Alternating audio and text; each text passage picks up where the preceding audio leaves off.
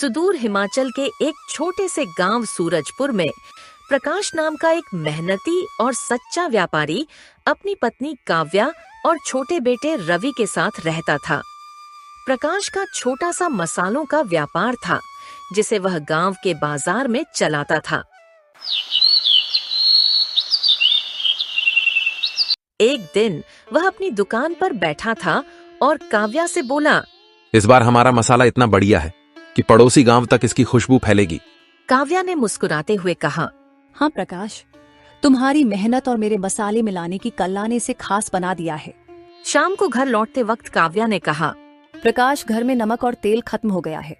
प्रकाश ने जवाब दिया, चिंता न करो, कल सुबह मैं जंगल के रास्ते से शहर जाऊंगा और वहां से सब ले आऊंगा। वहां कुछ औषधीय पौधे भी मिलते हैं जो रवि की सर्दी के लिए काम आएंगे।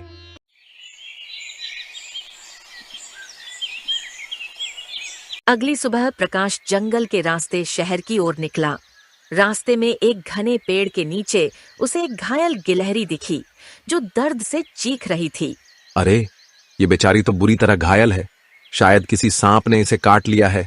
इसका पैर लहूलुहान है। प्रकाश ने गिलहरी को सावधानी से उठाया और बोला, काश तू बता पाती कि तुझे क्या हुआ। तभी वहां एक सफेद दाढ़ी वाला सन्यासी प्रकट हुआ। युवक, तुम इस छोटे जीव से इतना दुखी क्यों हो? मैं शहर जा रहा था, लेकिन इस घायल गिलहरी को देखकर रुक गया। मुझे इसके लिए दुख हो रहा है। तुम्हारा दिल सोने का है। सन्यासी ने एक प्राचीन मंत्र पढ़ा और अचानक गिलहरी के जख्म गायब हो गए। सन्यासी बोला, अब यह गिलहरी तुमसे बात कर सकती है, इसे प्यार देना। इतना कहकर सन्यासी गायब हो गया। गिलहरी ने उठकर कहा, मुझे एक सांप ने काट लिया था। मैं पेड़ से गिर गया था और मेरा पैर टूट गया था। अब मैं ठीक हूँ। तुमने मेरी जान बचाई। प्रकाश हैरान हुआ और बोला, तू इंसानों की तरह बोल रही है, ये कैसे? उस सन्यासी के मंत्र ने मुझे ये शक्ति दी।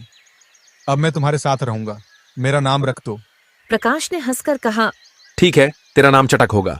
गिलहरी खुशी से उछल पड़ी। चलो तुम्हारे घर चलते हैं। घर पहुंचकर प्रकाश ने काव्या और रवि को सारी बात बताई। रवि ने उत्साह से पूछा, सच में चटक, तुम बोल सकते हो? हाँ, मैं चटक हूँ और अब तुम्हारा दोस्त हूँ। काव्या और रवि खुशी से झूम उठे। समय बीतने लगा। चटक घर में सबका लाडला बन गया। वह रवि के साथ खेलता, काव्या को मसाले छांटने में मदद करता और प्रकाश के साथ बाजार जाता। एक दिन चटक बोला, प्रकाश, मैं तुम्हारे साथ मसाले तैयार करने में और मदद करूंगा। घर में बैठकर बोर हो रहा हूँ। मसाले तैयार करना आसान नहीं है, और अगर गांव वालों ने तुझे बोलते सुना तो हंगामा हो जाएगा। मुझे दुनिया की परवाह नहीं, मैं तो तुम्हारा दोस्त हूँ। प्रकाश ने हार मान ली और चटक को अपने साथ मसाले तैयार करने की प्रक्रिया में शामिल कर लिया। चटक ने जल्दी ही मसालों की बारीकियां सीख लीं। वह मसाले पीसने, मिश्रण करने और उनकी गुणवत्ता जांचने में माहिर हो गया। एक दिन उसने कहा, प्रकाश, ये हल्दी में थोड़ा और तीखापन चाहिए। तू तो मसालों का उस्ताद बन गया, चटक।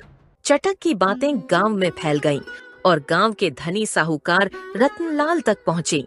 रतनलाल ने अपने नौकर मोहन से कहा, एक गिलहरी जो इंसानों की तरह बोलती है, इसे तो मेले में दिखाकर ढेर सारा पैसा कमाया जा सकता है। साहूकार रत्नलाल और उसका नौकर मोहन दोनों मिलकर प्रकाश के गिलहरी को चुराने की योजना बनाने लगे। प्रकाश का व्यापार मेरे लिए खतरा बन रहा है। उसकी मसालों की दुकान मेरी दुकान से ज्यादा बिक्री कर रही है। मुझे उसका व्यापार हथियाना होगा। इसी बीच रवि को एक रहस्यमयी बीमारी ने जकड़ लिया। वह कमजोर होने लगा और उसका बुखार कम नहीं हो रहा था। प्रकाश ने गांव के सबसे अच्छे हकीम को बुलाया। हकीम ने कहा, ये बीमारी गंभीर है। इसका इलाज दुर्लभ जड़ी बूटियों से ही हो सकता है जो बहुत महंगी हैं। प्रकाश ने अपनी सारी बचत रवि के इलाज में लगा दी। हफ्तों बीत गए और उसकी जमा पूंजी खत्म हो गई। वह उदास बैठा था। चटक ने कहा, प्रकाश, तुम्हारे दो चचेरे भाई गांव में हैं। वे धनवान हैं, उनसे मदद मांगो। प्रकाश को यह सुझाव पसंद आया। वह चटक के साथ अपने बड़े भाई रमेश के पास गया। रमेश ने कहा, मेरा अपना व्यापार डूब रहा है, मैं कैसे मदद करूं? चटक ने प्रकाश के कान में धीरे से फुसफुसाया, तुम्हारा भाई झूठ बोल रहा है। उसका व्यापार बहुत अच्छे से चल रहा है। प्रकाश वहां से चुपचाप चला गया और फिर वह छोटे भाई सुरेश के पास गया। सुरेश ने ताना मारा, तुझे बंटवारे में ज्यादा हिस्सा मिला था, अपनी दुकान बेच दे, मेरे पास क्या है। प्रकाश ने जवाब दिया, तुम दोनों ने मेरा हिस्सा हड़प लिया था, मुझे आधा हक मिलना था, पर तुमने मुझे सिर्फ छोटी सी दुकान दी। सुरेश गुस्से में बोला, जाकर किसी साहूकार से कर्ज ले ले। निराश होकर प्रकाश और चटक साहूकार रतनलाल की हवेली गए। रतनलाल ने कहा, अगर कर्ज चाहिए तो ब्याज 70% देना होगा और तुम्हारी दुकान भी गिरवी रखनी होगी। चटक गुस्से में बोला, ये सरासर धोखा है, तुम उसकी मजबूरी का फायदा उठा रहे हो। रतनलाल हंसा और बोला, चुप कर गिलहरी, तू बोल सकता है पर तू मेरे सामने कुछ नहीं। प्रकाश ने चटक को रोककर कहा, चल, मैं कर्ज नहीं लूंगा, तू मेरी मदद करेगा ना। चटक ने जवाब दिया, हाँ चलो, तुम मेरे पर भरोसा रखो, मैं जरूर तुम्हारी मदद करूंगा। घर पहुंचकर चटक रात को जंगल की ओर निकल गया। सुबह वह उस सन्यासी को ढूंढ लाया जिसने उसे बोलने की शक्ति दी थी। सन्यासी ने एक चमकदार जड़ी बूटी और कुछ जादुई बीज दिए। ये जड़ी बूटी रवि को ठीक कर देगी और ये बीज ऐसे मसाले उगाएंगे जो पूरे राज्य में मशहूर होंगे। रवि ने जड़ी बूटी खाई और तुरंत स्वस्थ हो गया। प्रकाश ने बीज बोए और कुछ ही हफ्तों में उसके खेत में अनोखे मसालों की फसल लहराने लगी। हल्दी, मिर्च और धनिया इतने सुगंधित थे कि दूर दूर तक उनकी मांग होने लगी। प्रकाश का व्यापार आसमान छूने लगा।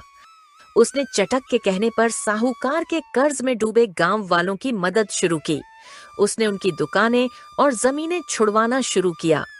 साहूकार रतनलाल का गुस्सा 7वें आसमान पर था। उसने मोहन से कहा, प्रकाश मेरे व्यापार को बर्बाद कर रहा है, जाओ उसे खत्म कर दो।